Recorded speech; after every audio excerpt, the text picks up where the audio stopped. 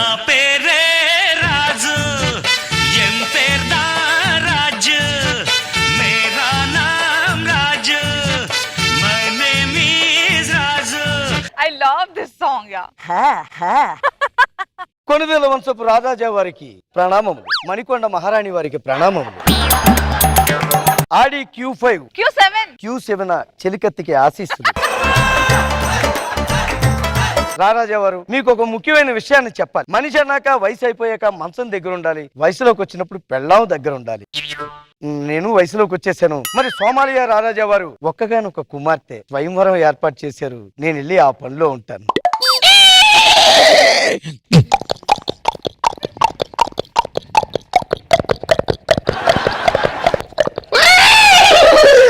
ఎవరు చేస్తున్నారబ్బా? బాగుంది. రాజ్య ప్రజల యావన్ మందికి తెలియజేయనది ఏమనగా యువరాణి స్వయంవరం ఏర్పాట్లు పూర్తయినాయో.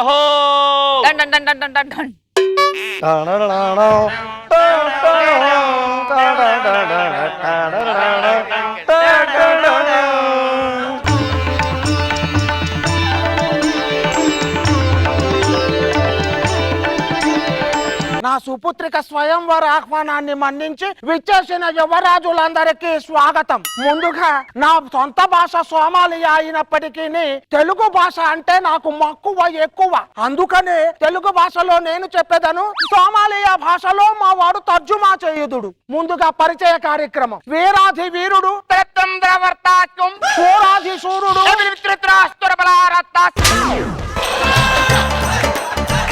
దిల్సుఖ్ నగర్ మహారాజా వారు, చండ ప్రచండు, మార్తాండ తేజుడు, జిల్లేల కూడా జిగేల్ రాజా వారు, ఆజాను బాహుడు, చండ ప్రచండు,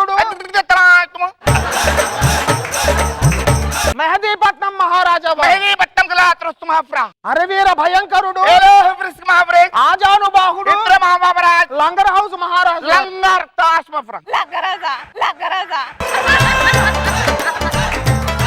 మీ అందరికీ ఒక ముఖ్య విషయం. నా సుపుత్రికను మీరు స్వయంవరం ఆడవలనంటే చిన్న పోటీ ఉన్నది. మీ ఇద్దరిలో కథన రంగంలో 2 దున్నపోతుల్ని ఎవరైతే వధించిదారో వారికి నా కూతురునిచ్చి కళ్యాణం చేయదును. నేను సిద్ధం. ముందుగా లాంఛనంగా ప్రార్థనా గీతంతో మొదలు పెడతాం.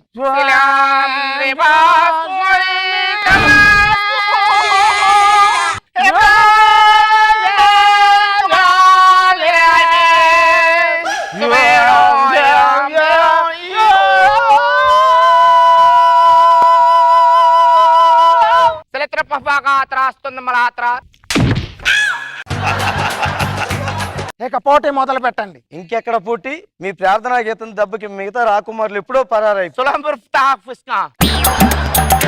ఇక్కడ మిగిలింది నేను ఒక్కనే కాబట్టి రాకుమార్తె నాకు ఇచ్చేస్తే చెంగుమంటూ ఇంటికి వెళ్ళిపోతా. అది ససేమి రా కుదరదు రాజా. పారిపోయి వారి పిరికితనమును నిరూపించుకున్నారు. పోరాడి నీ ధైర్యమును నిరూపించుకొనుము. మరి నేను గెలిచిన నాకు ఏమేమి ఇస్తారు? మీకు 10,000 ఏనుగులు, 20,000 గుర్రములు, 30 రాజ్యములు, స్వర్ణ రత్న మణిమయ కచిదానంత వైద్య వైఢూర్యములు మీకు ఇచ్చదం. చిన్నదైపోయింది, అందలేదు. ఇక మొదలు పెట్టండి యుద్ధం. దున్నపోతుల్ని ప్రవేశపెట్టండి. పదండి వెళ్దాం. నేను అన్నది మిమ్మల్ని కాదు, దున్నపోతుని. నేను చెప్పింది అది కాదు, పోటీ మొదలు పెడదామని. అలాగే పదండి.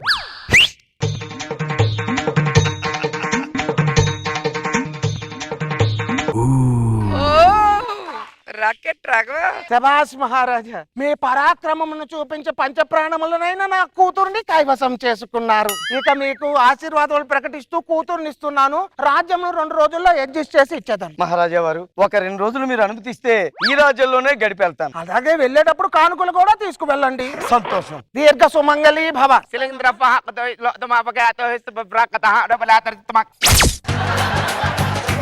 సన్నజాజీ, నువ్వు చెప్పకపోయినా సరే నీ పేరు నాకు తెలుసు. వావ్, ఆకాశంలో ఒక చందమామ, నేల మీద ఇంకొక చందమామ. ఒకేసారి 2 చందమామలను చూసే అదృష్టం నాకే దక్కుంటుంది ఈ ప్రపంచంలో. ఈ అద్భుతమైన సాయం సంధ్య వేళలో నేను చూస్తుంటే నాకు ఒక కవిత చెప్పాలనిపిస్తుంది. మదన మనోహర ముగ్ధ సౌందర్య సుకుమార అందాల రాసిని పండు వెన్నెల్లో వేసి తేనెను పోసి రంగరించినట్టుగా ఉంది నీ అందం. తెలుగులో చెప్పే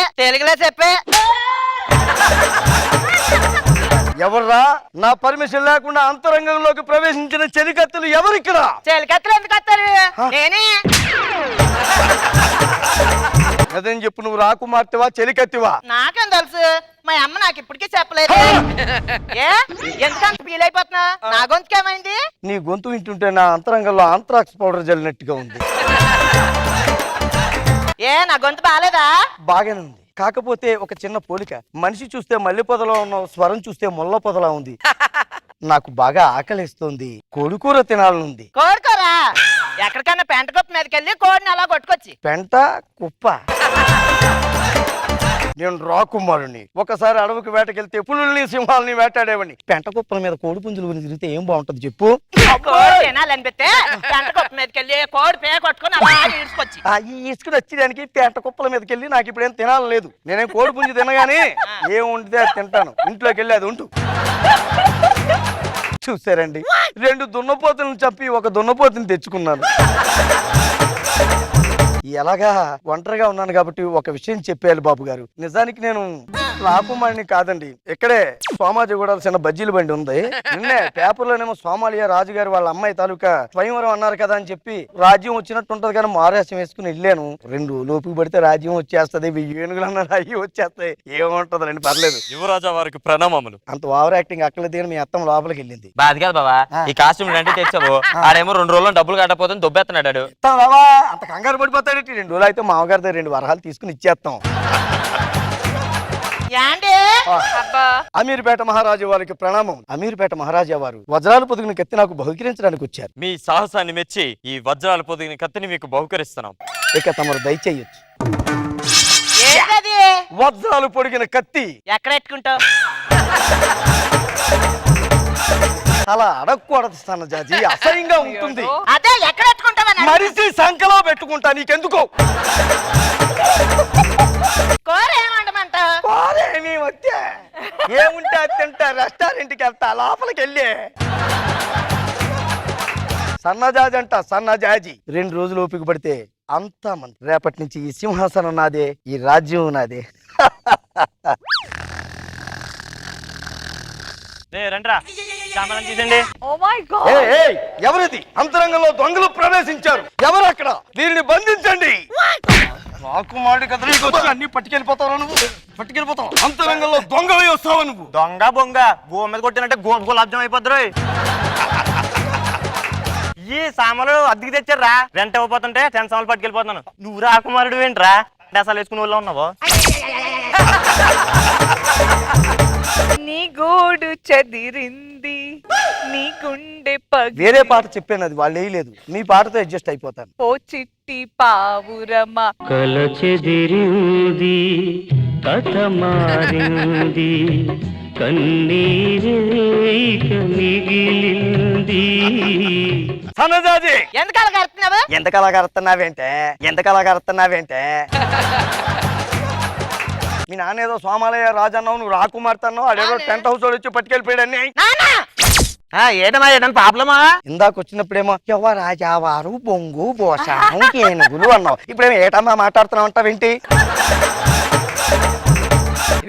సెటప్ మార్చాం కదా, గొంతు కూడా మార్చా అనమాట. నువ్వేంట్రా బావా అంటే దబక్కను అంటే నువ్వు ఇదే బ్యాచా? మోసం తూ నన్ను చీట్ చేశారు. ఆడపిల్లతో పెళ్లి తప్పలేదు అల్లుడు. అంటే ఏనుగులు లేదు, రాజ్యం లేదు, ఏమీ లేదు. ఇలా అయితే నేను వెళ్ళిపోతాను. అబ్బా ఎందుకు అలా ఫీల్ అవుతున్నావు? మనం పెళ్లి అయిపోయింది కాబట్టి మనం వెళ్ళి పానీపూరి బండి ఎట్టుకుందాం. పానీపూరి బండి అంటే సీకులు ఎట్టుకుందాము.